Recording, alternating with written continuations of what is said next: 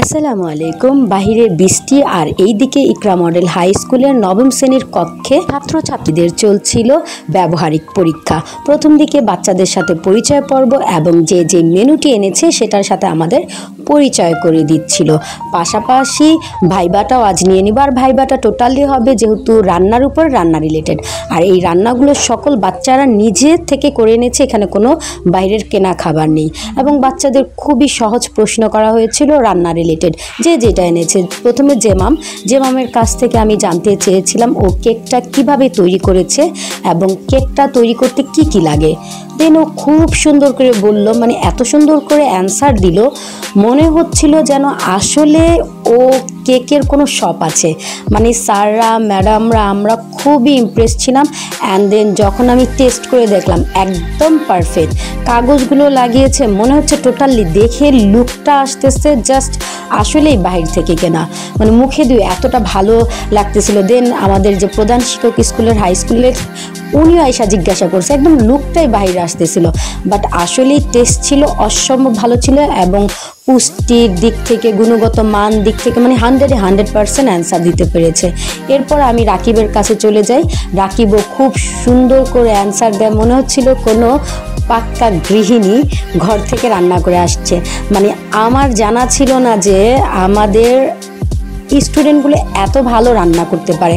আসলে প্র্যাকটিক্যাল প্রত্যেকটা স্কুলে থাকাটা যে কতটা ইম্পর্টেন্ট এখন বুঝি শিক্ষক হওয়ার পরে, মানে খুবই ইম্পর্টেন্ট। বাচ্চারা এত আনন্দের সাথে কাজগুলো করেছে, অংশগ্রহণ করেছে এবং তারা খুবই আনন্দিত।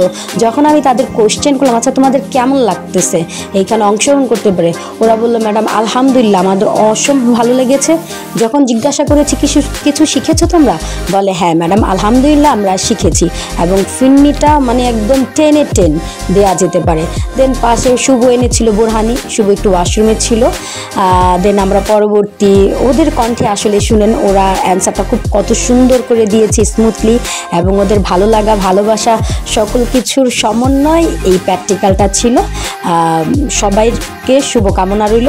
আর অবশ্যই যারা যারা আমার ব্লগ ভিডিওগুলো দেখেন, কোথা থেকে দেখেন, লাইক কমেন্ট আর যদি ভালো লাগে শেয়ার করে দিবেন। আর আমার যদি ইউটিউব থেকে দেখে থাকেন অবশ্যই সাবস্ক্রাইব, আর ফেসবুক থেকে দেখে থাকলে অবশ্যই ফলো করে দিবেন। আর পাশাপাশি আমার ছাত্রছাত্রীর জন্য দোয়া করবেন। আসসালামু আলাইকুম।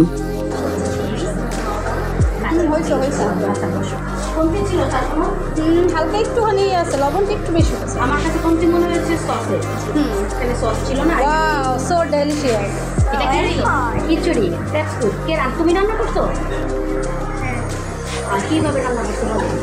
ফার্স্টে খিচুড়ি ডালটা সিদ্ধ ডালকে ভাজছি, ভাজার পর মিক্সি ধোয়ার পর চালটা আর কি ভাজা করার পর ডাল আর চাল মিক্স করে দিচ্ছি আর কি মশলা কষে। খিচুড়ির সাথে ডিম ভালো যায়, খুব ভালো করেছো। তোমাদের ক্রিমটা খুব ভালো লাগছে আমার কাছে। মজা হয়েছে খিচুড়ি। মজা হয়েছে। আর আপনার ভালো হয়েছে তেল তো এটা। আচ্ছা নেক্সটের সাথে মিক্স করে ওয়াও, এবার ওয়াও। বিকজ কেন জানো, শুরু করতেছে খাওয়ার মতো। আইসক্রিমটা আগে না দিয়ে পরিবেশনের সময় দিলে আরও ভালো, কিন্তু অনেক টেস্ট। তারপর অনেক বাট আইসক্রিমটা যদি ঘরে কোনো গেস্ট আসে পরিবেশনের সময় দিবে, আগে দিলে তোমার এটা পাস্তা নাকি? হ্যাঁ পরে রসুন একটা। আচ্ছা যাই হোক, নবম শ্রেণীর সকলকে অসংখ্য ধন্যবাদ। এই জন্য ধন্যবাদ, তোমাদের টিমটা একদম পারফেক্ট এবং সুন্দর ছিল। কেন সুন্দর ছিল শুভ? কেন সুন্দর ছিল? নর্মালি আমাদের খিচুড়ির সাথে কিন্তু আসলে ডিমটা যায়।